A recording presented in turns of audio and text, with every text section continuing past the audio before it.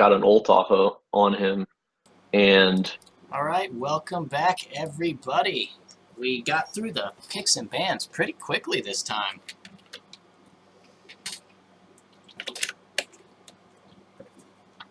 nice warning there. Sorry, I had all my stuff deafened and muted. All right, back at it again. Alrighty. So time for both teams to reset there after that game. All right. Hopefully, Cass's Shoe Shop this time can See if we clean up their early game a little bit. And on that the opposite end, Team Solo Feed, maybe if they get rolling like that, they can just clean up their late game potential and just close it out. Right. That definitely looked like a game that Team Solo Feed could have closed out, but there's just a couple of missed opportunities. Let's see if we can get the poll results to pull up. All right, so we've got on the side Cassie Shoe Shop, we've got a Kog'Maw band, a Thresh band, and a Jinx band. Same standard bands that they had last time. And we've got a Zillion, Sejuani, and Janna. Do we now? Looks like they're banning out that Sejuani that they picked. Gonna have to Maokai keep, for Jimmy. Gonna have to keep calling it out because my client is bugging out right now. It's not actually showing anything going on. Oh, wonderful. That's probably not good. Should probably just restart it. Yeah. Don't know if. Or just wait till we start going in and then do it. I'm gonna hope we can go in and figure it out. Yeah. So we've got a Gragas in the top lane, looks like for Garfield. We've got a Kayn coming out in the jungle for Clumsy Chocobo. That's exciting. I can't wait to see a Kayn go off. That'll be nice. Bounty picks up the Cho'Gath.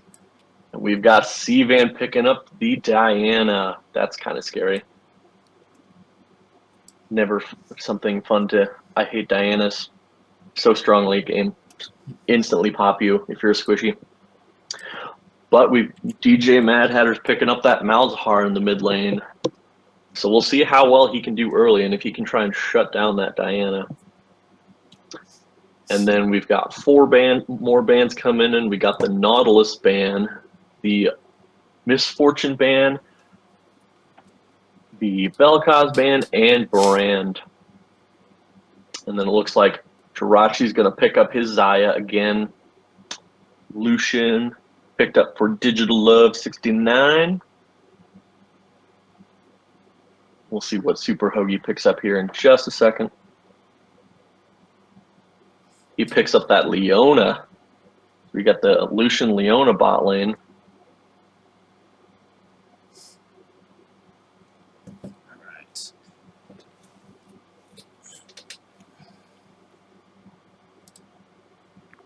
And then I believe we have an Alistar Xayah bot lane.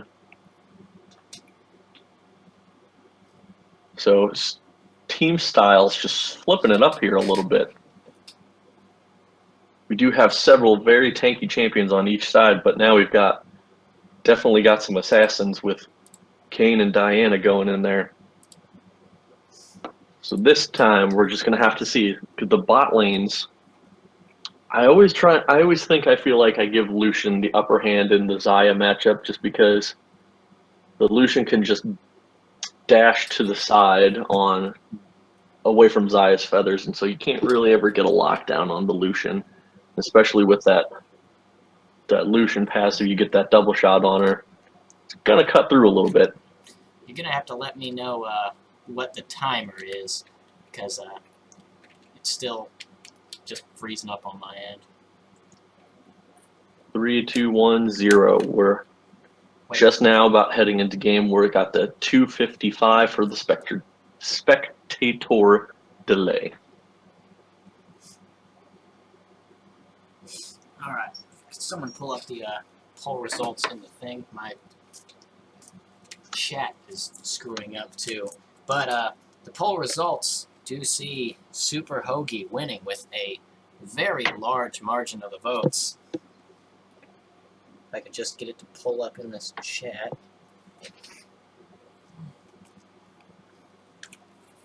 But in any case, congratulations to Super Hoagie for winning the Game 1 MVP.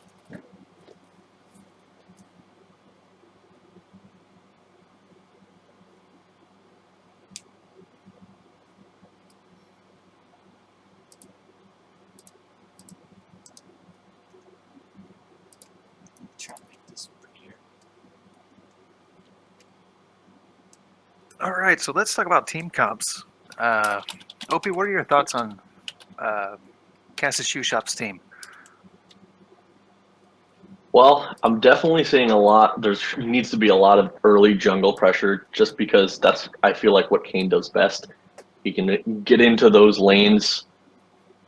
Usually he's pretty good at sneaking in, even past wards and everything, just because he can dash, he can go through walls and everything. So definitely seeing a lot of pressure there. At the same time, Gragas is an insane, counter gank champ who does so much damage early. I mean, I think they're both very similar team comps. Like, they do have a little bit of pick potential, but overall decent team fight, just because each team, you've got the Leona on the side of Cass's Shoe Shop, who is very good at lockdown, very good at just getting in the middle of fights and trying to be a nuisance. And it's, she's very tanky and strong, and it's hard to kill her in there.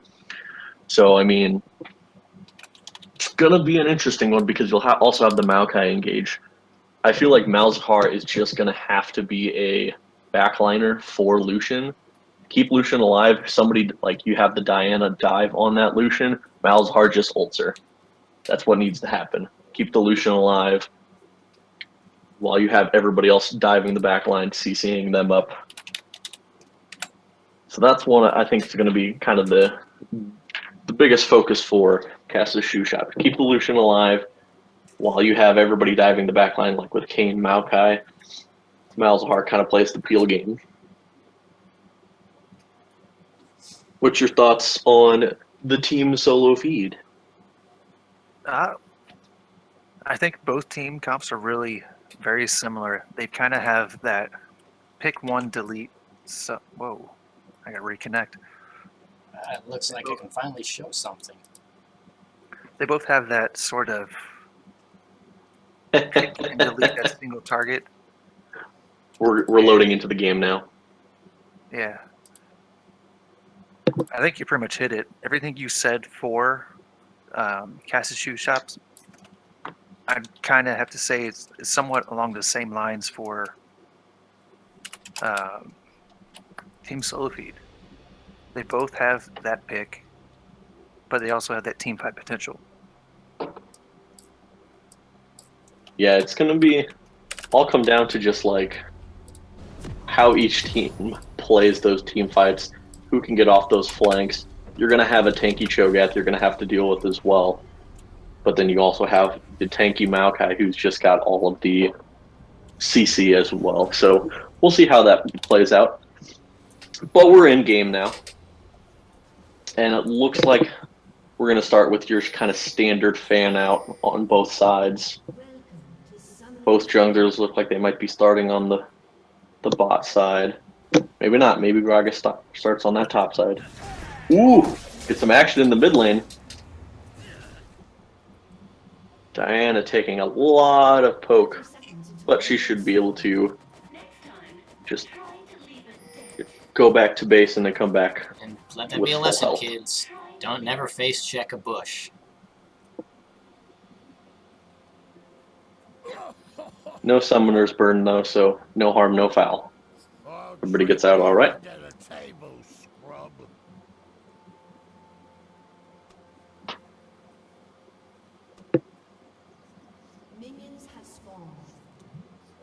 Yeah, Diana's going to get back to lane with plenty of time. We'll have Gragas starting on that top side. So I'm kind of wondering if he's going to be looking to try and get Bounty's going to be looking to get those bot ganks off, try and get the bot lane rolling just like last time, because he got that bot lane going and they just rolled over Digital and Hoagie. So we'll see how that plays out.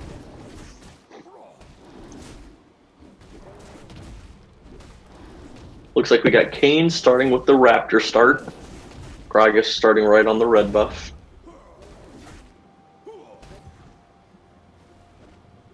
Unfortunately, means we're probably not going to see the stereotypical level 3 4-man top that we like to see here in the PMA LCS. Oh, give it time. There's still plenty of time left. So pretty even pushing-wise in that bot lane. Both Lucian and Xayah do push pretty hard. Xayah with the feathers and Lucian just with that his passive and double shot. Late game, this is going to be a battle of two people just trying to dance around each other with that Xayah and Lucian. It's really going to come down a lot to who's positioning and who's kiting is better. I do feel like overall, just talking about, you know, the AD carry matchup, Xayah's late game damage, I feel like, is better overall. It's just her auto attack damage. I think her W is insanely strong. You get the attack speed buff, plus you get the extra damage procs. I think it's super strong. And we're getting a top lane gank here. Maokai dives in on the Cho'Gath, and the flash comes out. Looks like he should be all safe. And then a Gragas gank in the bot lane, blowing Hoagie's flash, and that's about it. Yeah, like you were saying, So a little bit of action going on. That late game damage, Xayah and Twitch were pretty comparable to each other because they could both put out huge amounts of damage to the entire enemy team. Lucian, however, is much more of a single Early to target. mid-game spike. Yeah, he's definitely not nearly as let's burst down the entire team as I'm going to take this one person down really fast and move on to the next one. Yeah, that was going to be my thought on that. Is he's very good at just the 1v1 duels and just trying to kite them out, especially with his dash. People always underestimate the power of that dash, and plus he gets the extra, you know, his passive shots going on, and the damage he can put out is really insane. Just kite around the entire fight. We got a Kane guy mid lane, but Gragas is here. Ooh, whiffing his dash. We see Kane making... Oh, he's going. Diana's going back in, going for all the damage. Will the ignite be enough? First blood over to Diana. What a play there. Sivan just going back in alone, knowing that Malzahar had no mana to use any of his skills. Very nicely played. And Diana's going to start picking up a CS lead as well, so someone you definitely want to shut down early because their late game is super strong. Oop, we see Leon is going in, but Alistar just headbutts Digital Love right back out of that fight, and nothing much else happens from that. Yeah. Leon is still going hard. Hoagie's going at it, but they do have backup from the Kane, but I don't think they're going to be able to finish off anything. Yeah, it doesn't look like CSS is using the right strategy to counter Sivan's Diana. If anyone remembers, the best counter to Sivan's Diana is to pick it and then ruin its 100% win rate. We'll have to remember that for next time. Oh, don't worry. We already Hear did that, it. kids? Thanks to the tilted torpedoes, Urgot has a higher win rate than Diana.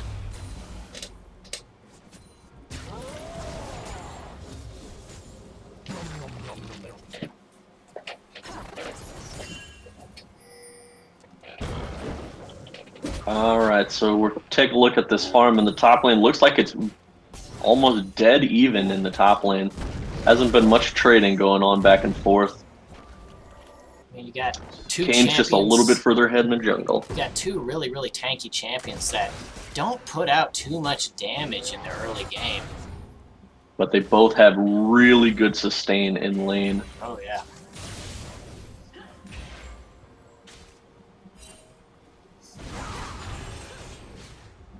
So it looks like DG Mad Hatter's gonna. Looks like he's been playing it really safe after that first engage. Diana did hit 6 before him, so he knows he's got to play safe, especially since he has no summoners at the moment. You see Garfield Juice pushing pretty hard. He does have the river warded. Ooh, the engage! The flash out from Diana, but that's not going to save her. And Hoagie picks up the kill. That sunlight shield does way more damage than you expect it to. But we see Garfield Juice pushing pretty hard up top. While he did have a ward in the river just now, you gotta remember, Kane can walk through walls. He does have his flash still top, but if you're pushed all the way up in lane, that is not going to save you versus a Kane and a Maokai. Because you flash away and Maokai follows you, it's like you didn't flash at all. But we're seeing here in the bot lane, there is almost no farm differential here. They are completely even with farm, so this is going much better than it did last game. Digital able to pick up all that farm, playing a little bit more aggressive champion versus that Xayah.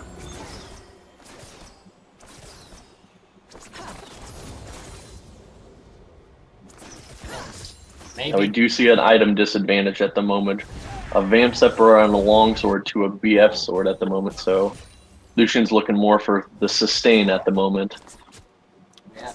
And maybe, Probably trying to go for that Bork right off the bat. Maybe a much better early game, but we gotta remember, the last game, Digital Love didn't shine until the end game team fights. And that's when I think he's gonna really matter again this game. So we've yet to see how that'll go. Oh, we got a Kane top lane now. We'll see what can happen. The Maokai ult comes in, roots him up, but he's just so tanky. Ooh, the flash plays. Ooh, that silence just a little bit too early there. Nice flash from Garfield Juice to avoid the Maokai knockback. And that helps get him out safely.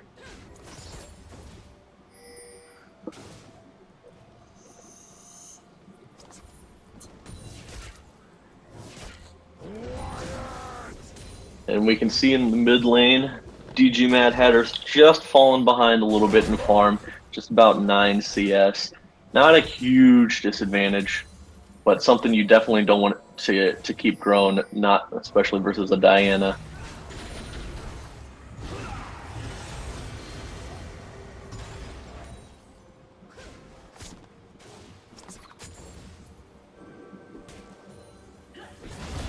Ooh, we got some action in the bot lane here. Gragas is here for the gank. He does have his ult. Ooh, they knocked back to the... Oh, and a nice flash from Hoagie to keep him safe from the cask.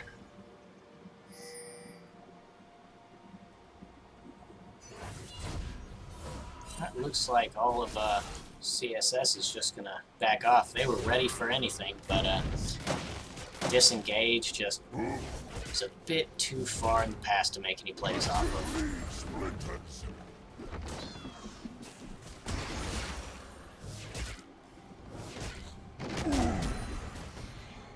Looks like so far we're just seeing basically, you know, your standard laning phase. We're not seeing much rotation here going for dragons or any sort of objectives so far. Everybody's still kind of trying to feel out how this game is going to play out, feeling out their lane matchups. Oh yeah, CSS definitely on not as early objective oriented comp this time. Kane is really great for ganks, but he just doesn't have that early, like super Ooh, and early Leona's objective. caught out. She does not have flash. Oh, but we do see the teleport in from the Maokai. encourage procs. Garfield Juice teleporting in now. The Leona does go down to the Gragas. Can we see any counter engages here? Oh, and Garfield Juice takes out Jimmy. You see the So overall, it looks like it's a 2-for-1 at the moment. Kane's still going in. Not going to be able to pick up the kill, though.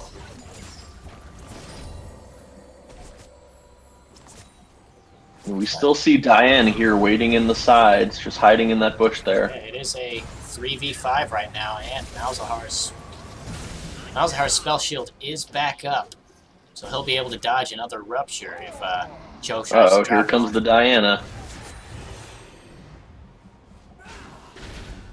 Will she be able to pick up a kill here?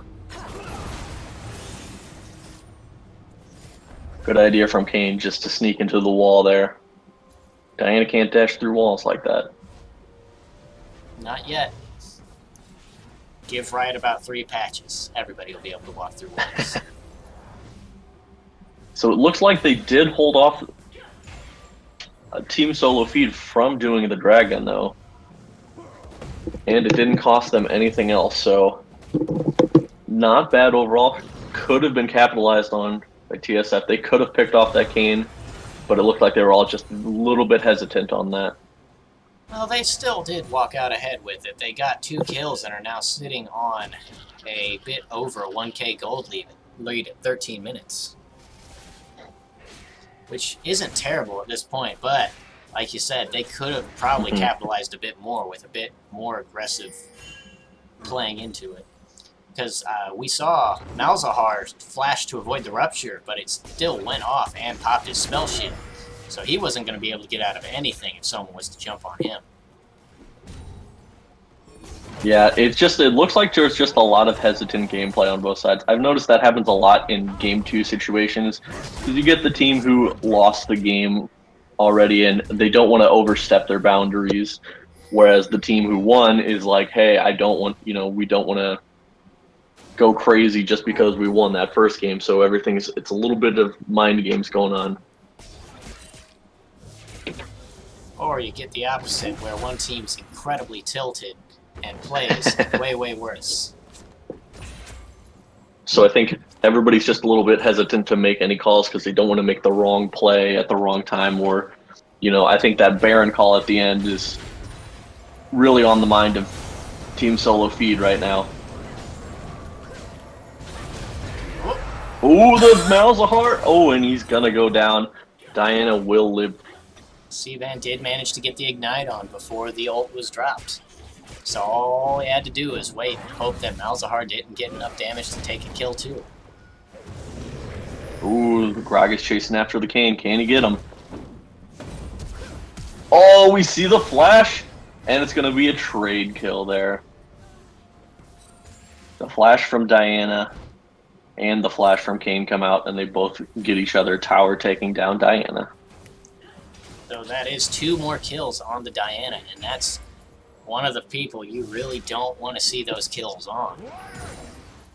Because she's almost just melting Malzahar as it is, and give it a little bit of time, and it'll be just one shot, especially on that Lucian as well. We do see a skirmish coming down here in the bot lane. Exhaust comes down onto Xayah. Ooh, and the stun comes in on Lucian, but they do pick up the Xayah. Can Alistar get out? Stun's coming in from Leona. Just the chase is incredible with Leona. Once again, we see Hoagie dropping some pretty decent ult.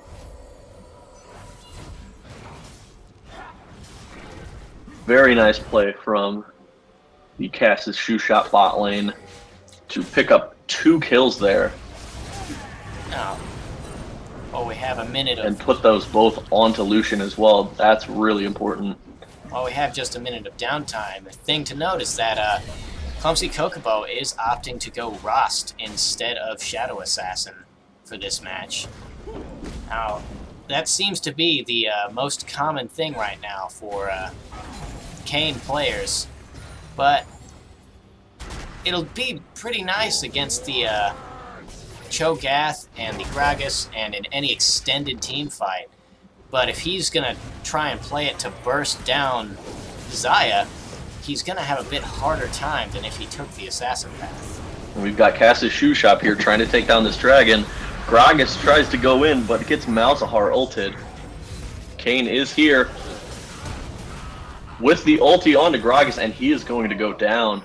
Cass's Shoe Shop are making the rotations here. Diana is going to fall as well. Hoagie will get the kill. And we're seeing Just the Rift Herald very drops. nice plays going on here from Cass's Shoe Shop. They are rotating really well.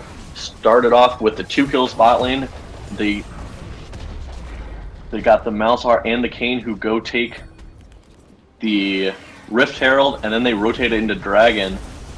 And because they picked up those 2 kills onto the Gragas and Diana, they are able to get 2 towers mid lane. The question And it is, looks like they're going to try and rotate top here. question is Rich going to get that tower down bot? And he does. So, So a nice trade play there from Jirachi on that Xayah. Rich At least down there. getting 1 tower for the 2 that are gone. Rich is But gonna overall, opt to just recall. out-rotated here. Cass's Shoe Shop is doing an incredible job at just rotating and taking all of these objectives. We do see the teleport coming in from the Garfield Juice. Oh, the engage here. The Cho'Gath Kayn gets Feast. taken down by Diana. Cho'Gath Feast does not completely go through on Hoagie. Puts him down, but doesn't get the stack off of it.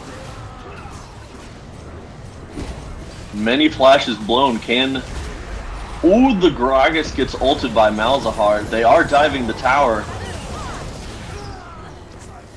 And so overall, a 5 for 2 here in the top, With a this top lane. And it looks like they're going to get that tower as well.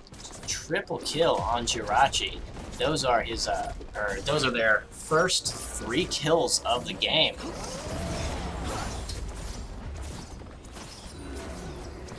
Yeah, if he was a little behind before, he's going to be doing real nice now. And with that, Rich put themselves ahead of Lucian individually with more than a 20 CS lead and 1 kill. Let's see the gold difference there.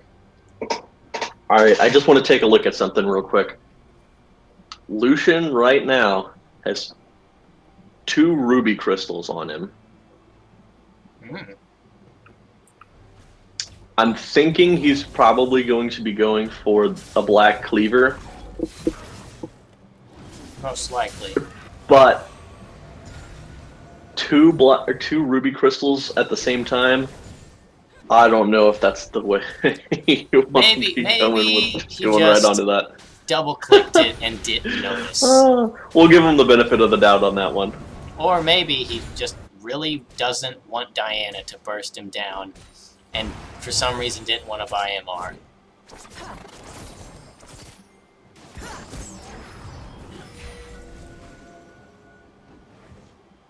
Well, yeah, I mean, I guess you want to try and get some more survivability, because QSS is not going to be the, an ideal item versus their team, because most of their things are, knockups, and you can't.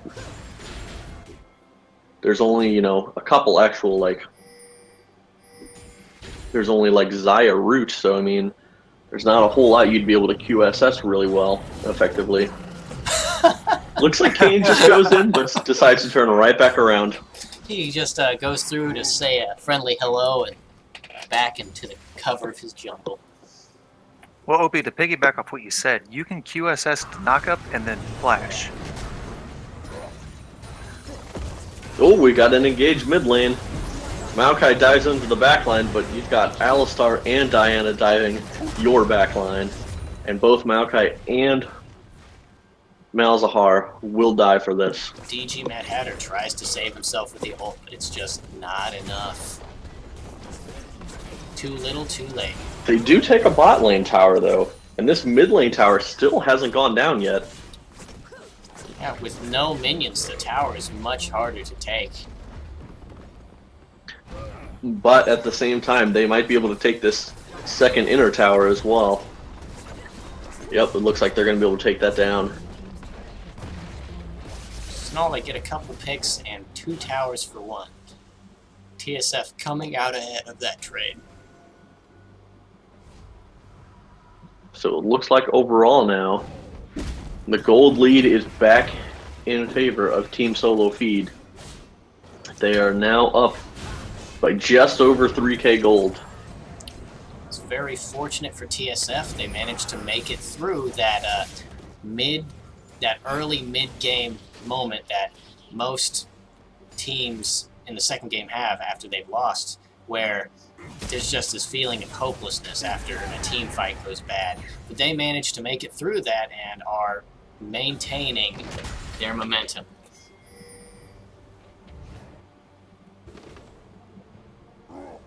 Because it just looks like overall this whole game is just going to come down to who can rotate to their objectives better.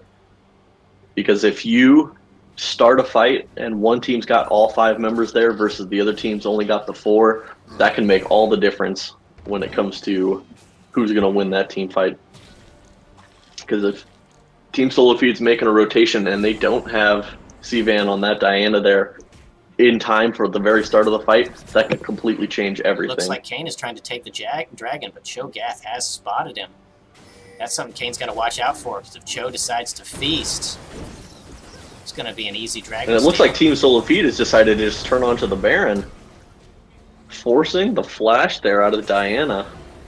Well, to be fair, they don't even need to respond to the dragon with the Cho there.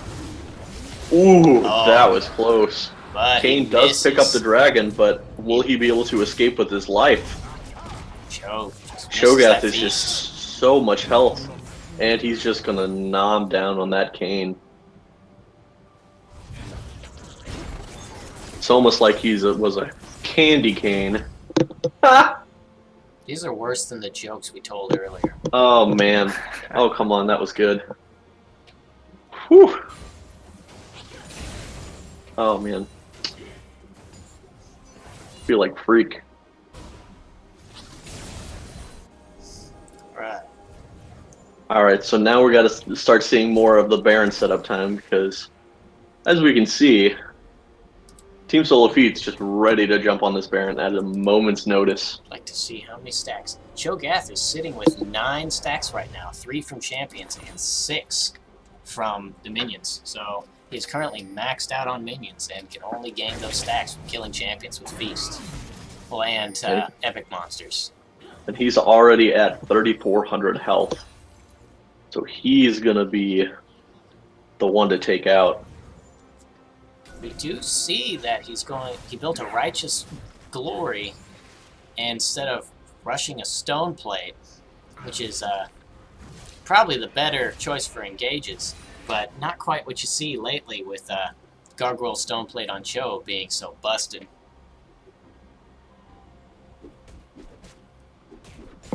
We do see black cleavers on both Kane and on Lucian at this point. Lucian with that Bork as well, so he's just trying to go full tank buster mode here, which I definitely think is a good idea. Just because you have so much health on both the Cho'Gath, Alistar, and Gragas has a little bit as well. We see that righteous glory almost doing work, but too many slows, too many stuns, just going to keep them from getting in on CSS like they wanted to. And so now we see the Baron dance. One more shot there, Zaya. One more shot. Cho'Gath getting a nice, decent flank in there on. 2-man rupture. Malzahar's spell shield's just going to block one of them. The Gragas ult just knocks back the Leona, but Kane has already been taken down by that Diana. And we see Garfield Juice get his 10th stack. That Kane just got instantly deleted in the backline there. See Garfield Juice going down bot to help that turret. I guess it's not too much of a loss right now because his ult is down. He's not able to feast the Baron if they were to make the play. It is a 4v3 here at the moment. Cho'Gath does have teleport if needed, but Gragas is half health. I don't know if they want to start this Baron. C-Van tried to go around back and get the cheeky kills like he did before, but he just doesn't manage to make it work.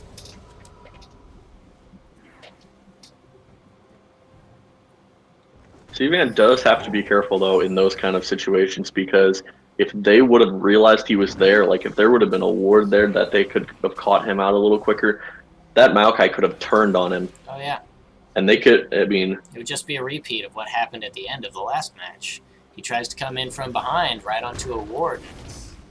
Diana is going a very glass cannon-y build, so she will be taken out very quickly as well. She does have a Zanya's to try and save her, but other than that, she'll go down very quickly.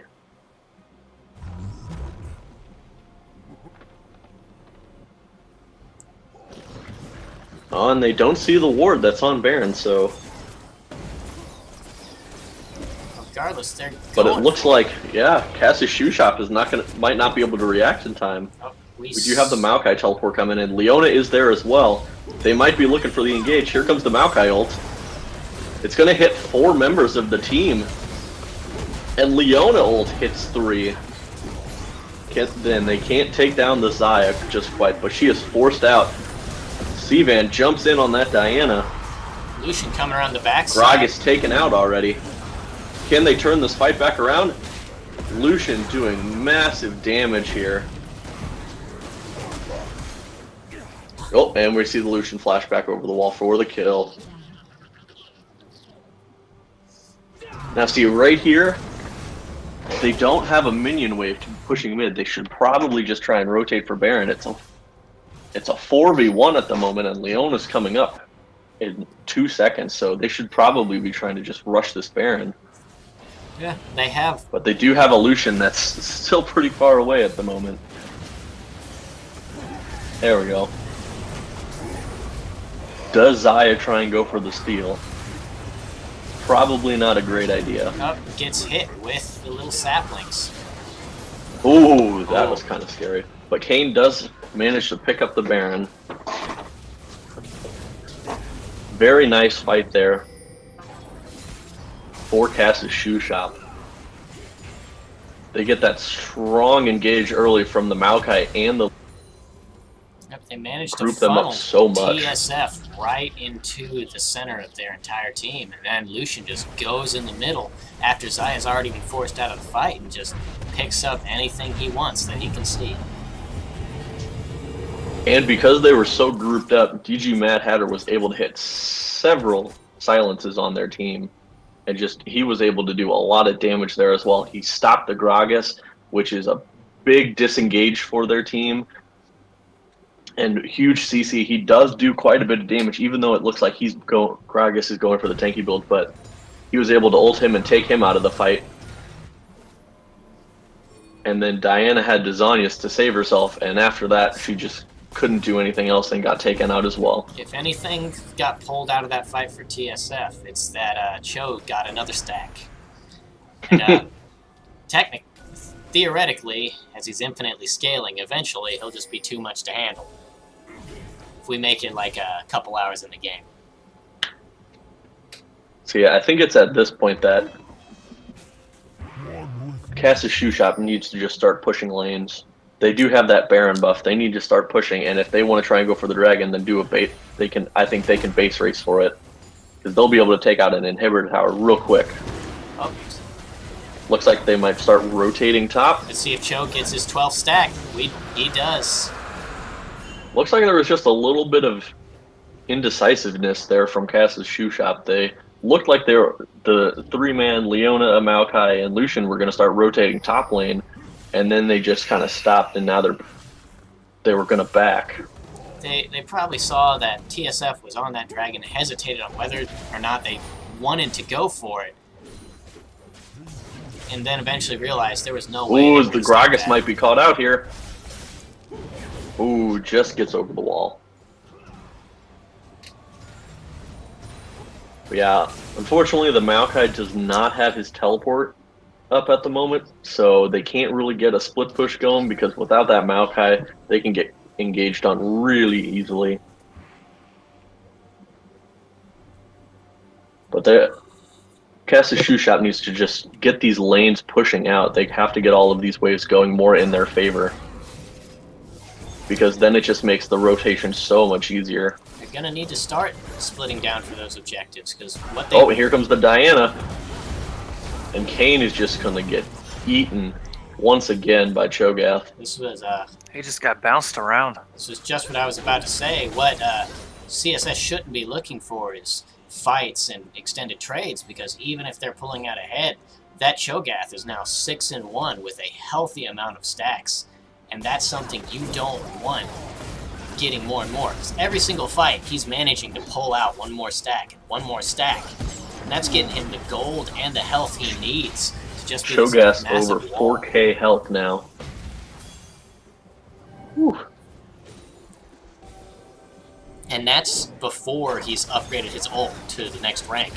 As soon as he hits 16, he's going to pop up in size and health. Luckily, Cass's shoe shop was able to rotate back mid lane in time to stop that mid lane push. And right now, there's not many other objectives for TSF to take, so they do just have to back off here. Gragas misses the blast Ooh. cone into the dragon pit.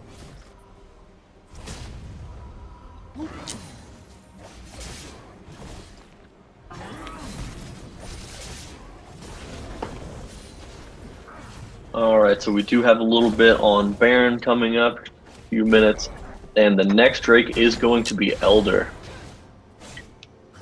So both of those are going to be things that we have to start looking out for. What team do you think should be prioritizing what?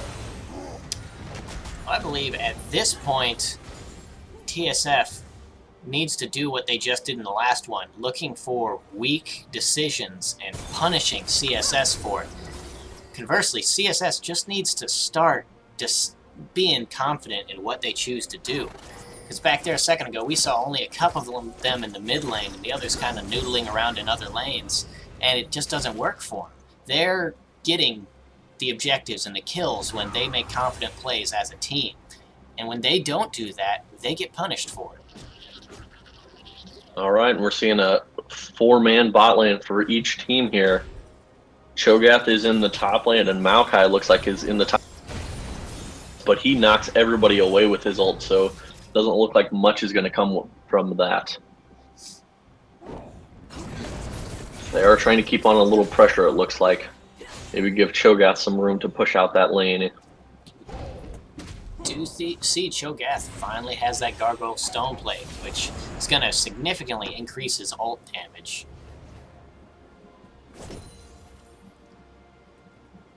Riot really just needs to fix it and say that Gargoyle Stone Blade also reduces true damage.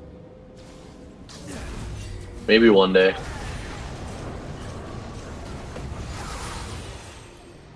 Alright, so it looks like Cass's shoe shop here is just trying to group up as that 4-man squad, get the Maokai to push out those other lanes, so that way they can rotate.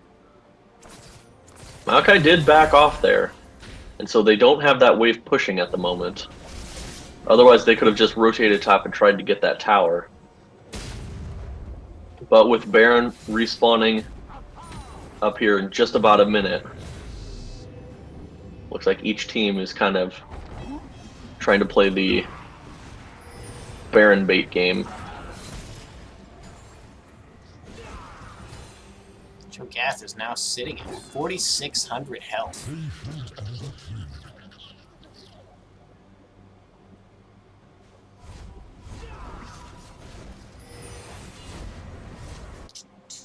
This is probably not the time for your team to be backing when everybody is at Baron, and it is spawning right now. It looks like Cho'Gath is also backing, which with that goes a lot of TSF's Baron pressure as well. Sivan forcing out Mad Hatter's flash there. So much damage possibility coming out. I'm kind of surprised, actually, that TSF didn't just, as soon as they realized that Cass's shoe shop was not there, they didn't just turn on that Baron. I think they just I think last game kind of maybe scared them a little bit. They don't want to try and go on Baron too quickly and then If not even last have a game, fight go badly. that last Baron play as well. Yeah. Because they saw that CSS was nowhere near, and they were all gone, but CSS still managed to make it in and keep them distracted long enough to pull out, get the kills, get the Baron.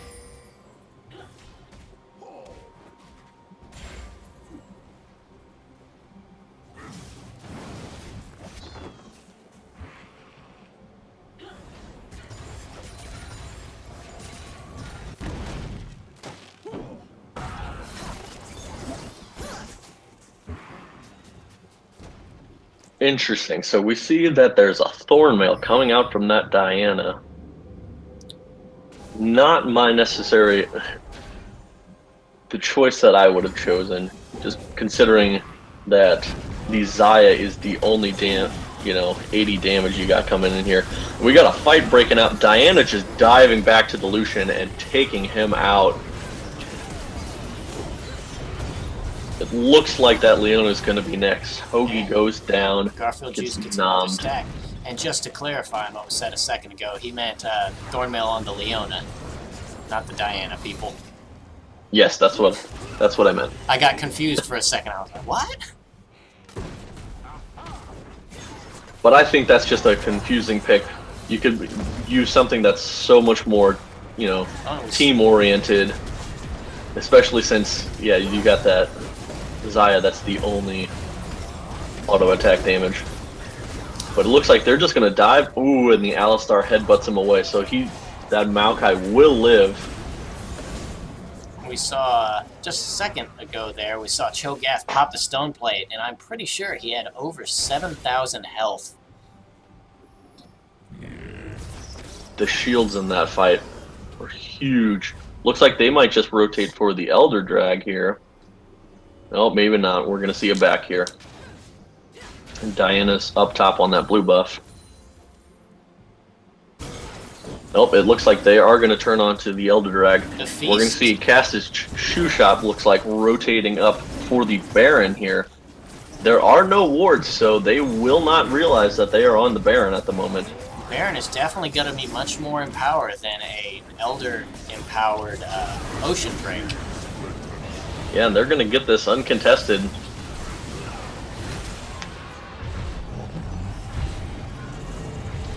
So now we will see who comes out of this. While Baron gives much higher pushing power, the Elder Dragon should give comparable team fighting power to TSF. So it's going to be a battle of one team looking to fight and another one looking to siege. And we're going to see who makes a mistake in their judgment first. Yeah, it's all about these out-rotating here. Too many times I see a team that gets their Baron and they push up close, and instead of backing off and just letting it siege, they try and force it and completely lose. And lose off their Baron because they went too hard with their siege and ended up in a fight. Well, and in this situation as well, where you have an open inhib, you need to push up that lane, have all the other lanes pushing out, so that way you push up that lane with your super minions. Once the other lanes push up to those towers, like you have the inner towers on both bot and top lane, once the minions get there, you just rotate up and you take those towers. It gets you all of that extra gold. And then, once you get that, if they rotate for you, you just go back mid and do the same thing bot lane. So I went back and looked at the Cho'Gath. He had 9,800 health. Oh my goodness. Oh, and we got another fight breaking out here. 10,924. This time it's a 4v5 now. Diana's just now coming in. Ooh, it looks like the Gragas gets taken out. Maokai is still alive. Maokai lands the sap magic. Maokai managed to land his passive right before Cho'Gath feasted down on him. Oh, and Diana just dives in there, takes out the Lucian and the Diana. Looks like Baba Booey's going to get the kill onto the Leona there. And we see Sivan just destroying Cass's Shoe Shop. Once again. Oh, and she lives with the shield. That's got to be tilting. Seeing the Diana and the Cho'Gath get away with such That looks like low it might health. be game, unfortunately, for Cass's Shoe Shop.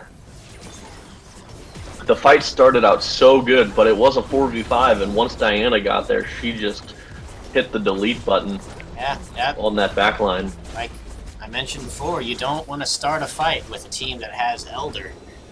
It just makes their potential in extended fights so much higher than Baron does.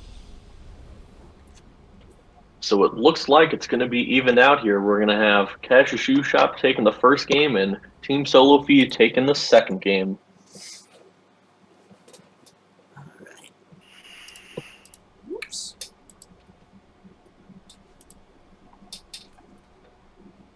Overall, some great team fights from both teams. There were some great rotations on the side of Cass's Shoe Shop, but the grouping up of Team Solo Feed just knowing how to, knowing the strength of their champions Oh, yeah. just took over the late game with that Diana and the Cho'Gath just sitting there in the front line doing so much damage. They just took over that late game. I want to see how much damage this Cho'Gath actually did, which is even hot Cho'Gath doing more damage than their team's ADC. That's even though we have a stigma about looking at damage charts, that's something that's pretty spectacular for a tank. Yeah, and even being Cho'Gath, especially, like, your Q should be very, like, usually it's pretty hard to land unless you're in the middle of team fights, which, to be fair, there was a lot of team fighting in that late game time. So just the fact that he was in there the entire time and was able to do damage and soak up, the damage from Cass's Shoe Shop and stay alive and protect his team, that says a lot about, his play this game. So let's move to Ended up being 7-1 and 5. So let's move to MVP talks. I'm gonna say I've got to give it to Garfield Juice. That Cho'Gath was very well played. Even when his team came out on the bottom of fights, he was pulling out stacks and doing what he needed to get that scaling into the later game. I'm going to have to agree. Garfield Juice just was a monster in that game. And when you've got a Righteous Glory on a Cho'Gath who has already like 7-8 stacks running at you, he has probably at that time like 3,600 health. It's kind of intimidating because once he gets on you, he's going to slow you down.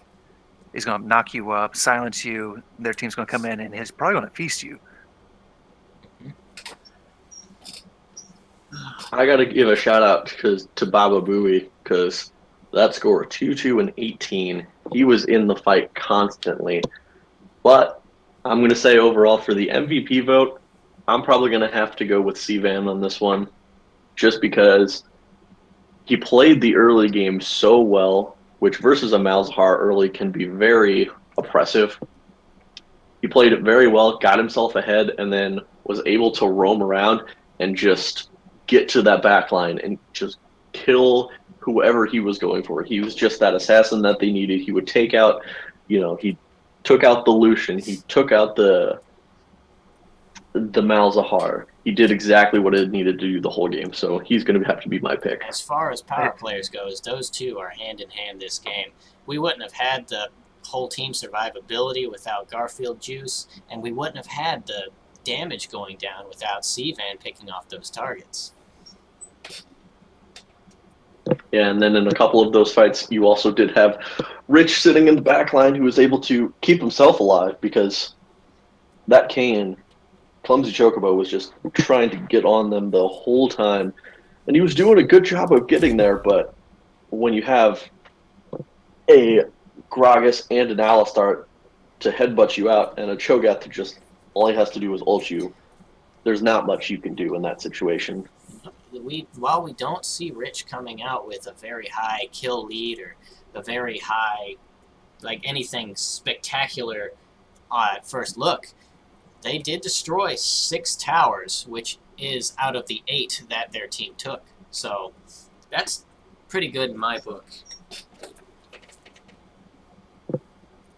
Yeah, there was a lot of work to be done by that bot lane.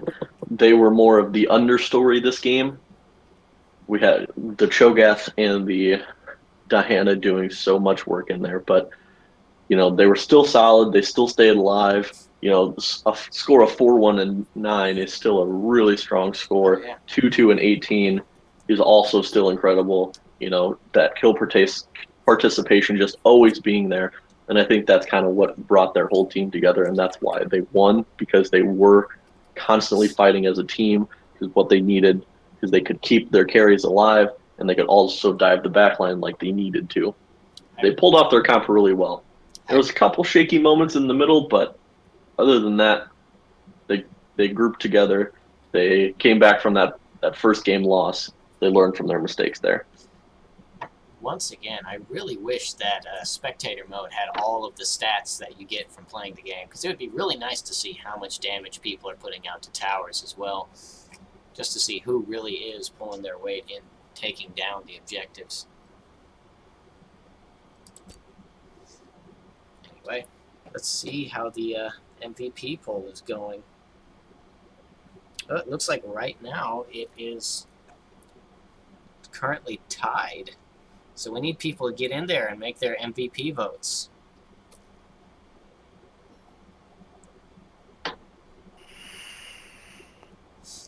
Let's see. Let's give it about 1 minute. Got a clock open. Give it 1 more minute to get your MVP votes in for this second match before we make the call.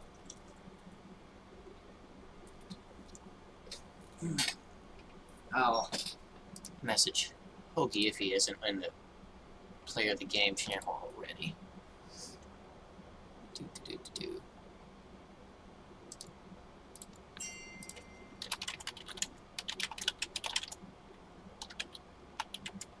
Oh, looks like the poll results are up there. Are they? I can't see the stream right now. Alright.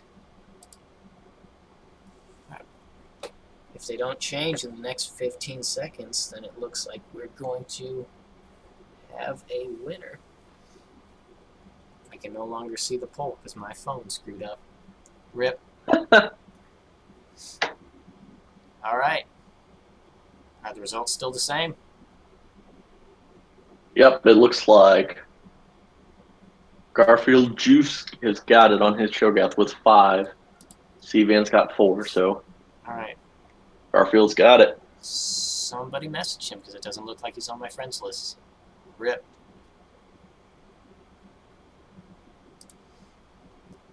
Let's see.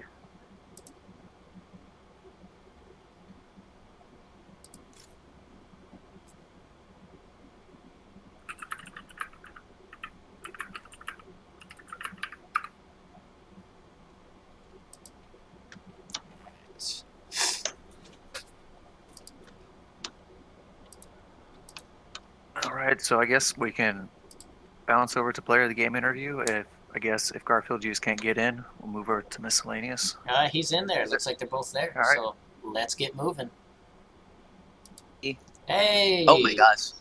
Oh my gosh. Hi. So congrats on the two of you for getting Player of the Game in Game 1 and 2. Well, thank you. What? First MVP interview. Last split I got one, but I never actually got my interview because I left. Well, that's on you.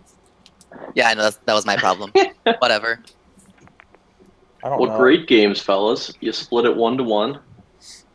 Hmm. Good job to both of you. You all played awesome games. Hence the reason you got the MVP votes. Thank you. Thank you. Alright. So who has some questions for them? Because I'm still trying to think of one. All right, so I'll start this one for Hoagie. Hi. Okay. So you had some pretty incredible Rakan plays there at the end, especially one of those last Baron fights you guys had in that first game. What was, because you guys were kind of falling behind there, we're getting out rotated, and that. What was kind of the thought process going into it? Like, were you talking about how you needed to like group up and go for get to those objectives? Like, It was a lot. I think a lot of it was just who starts the engages, because before that, Julio on the Warwick was starting the engages with his ultimate, but then during one of those DC moments, me and Julio was just talking, and we kind of got this idea where what if I start the engages, right? With my grand entrance instead, and I saw the perfect opportunity at Baron when they're all there, and there's nothing to lose. So at this point, there's nothing else to lose. So I just went and took the risk, and it happened to pay off really well.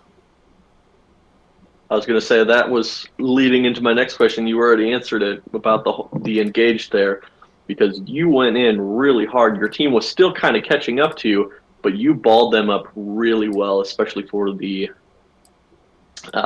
brand engage and for the spray and pray from the Twitch. So definitely props to you on that, on getting that together. Thank you.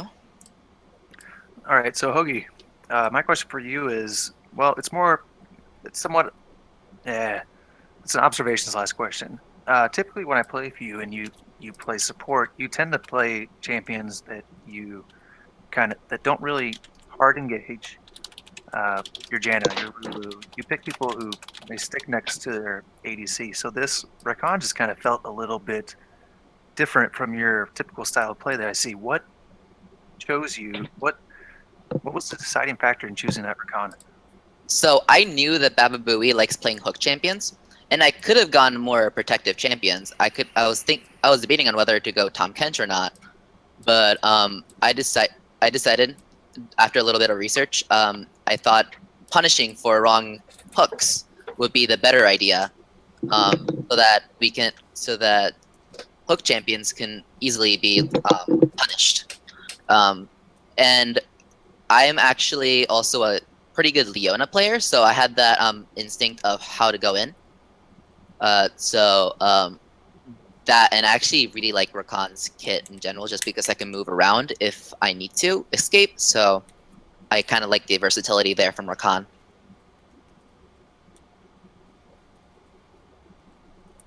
All right. Okay, cool. Yeah, no, yeah, that answered that. Saito, you got any questions? I can't think of one for Hoagie, but Garfield Juice. Hey. So, first question: Were you planning on being the secondary damage dealer for your team when you picked Cho'Gath? No. Well, I mean, I plan to do the most, damage on our team every game, but Rich and Chris kind of, they take all the credit for everything. So, what was your thought process during that game on where and when to use your feast? Because I saw a lot of times you were dropping it on tanks instead of like saving it for a carry, but that was definitely getting you ahead. Yeah, I'm gonna be honest. Most of those team fights, as soon as someone was low enough for me to insta-kill, I did it. Besides that, there wasn't a whole lot of... we would catch somebody out, get someone low enough, and then now they don't have a front line or anyone to peel for the carries. And we had Diana and we had, Gragas and everyone else on our team to follow up on the squishies. So, true damage.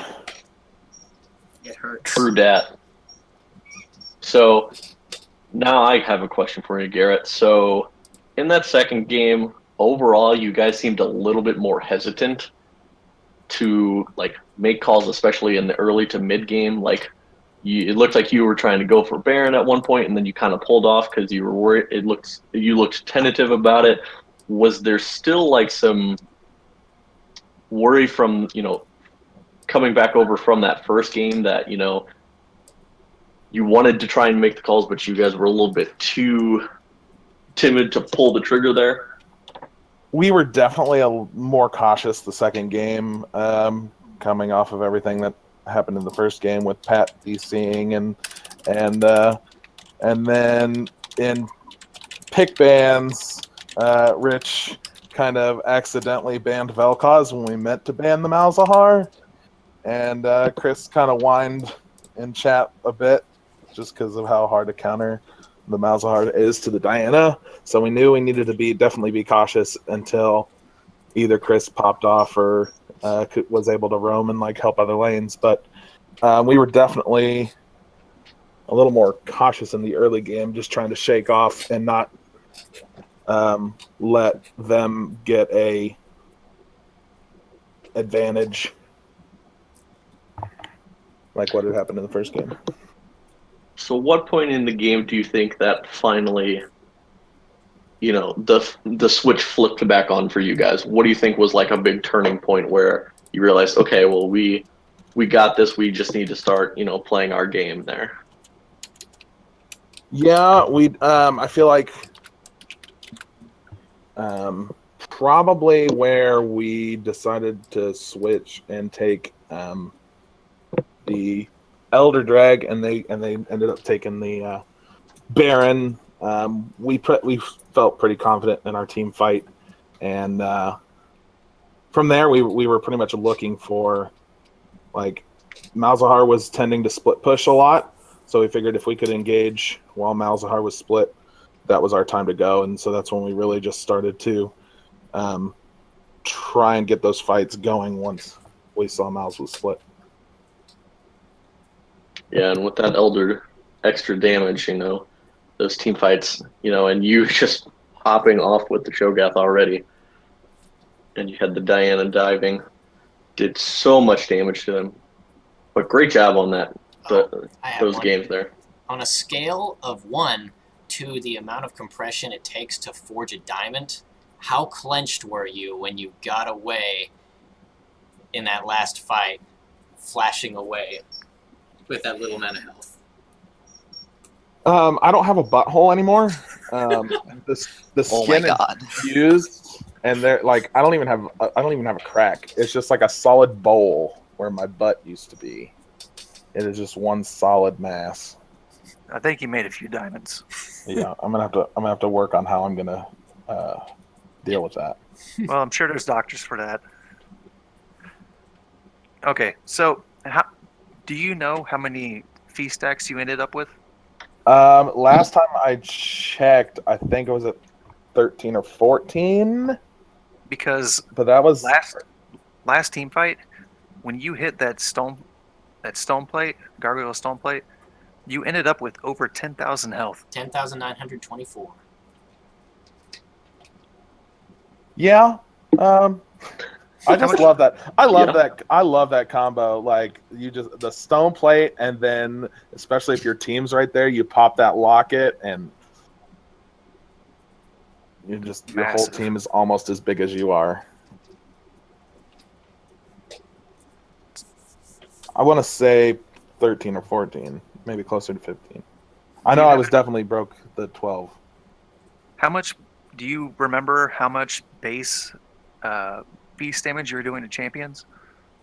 To champions, oh goodness, I know when we did drag, or when we took the Elder Dragon, I was doing 1,500 true damage, so that's 1,000 plus the health damage. So probably close to 750. Yeah. I'm assuming.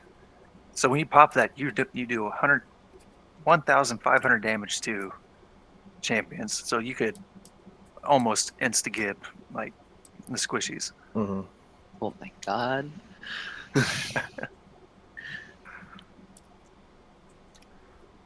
Oh, Hoagie, something I wanted to say. You had some really good Leona plays in that second game. You had a lot of ults that were on point, and I just want to give you props for that. Oh, gee, thank you.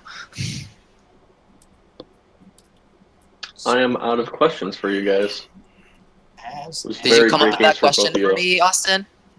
I did not. I can't. Oh, okay. I can't think of it. Okay. Well then, can I give a quick shout out then instead? Yeah, sure. I'd like to give a quick shout out to my sister who's also watching the stream. Aw, that's nice. My little sister. Is she also a superhero? Hi, Hoagie Sadly, sister. no.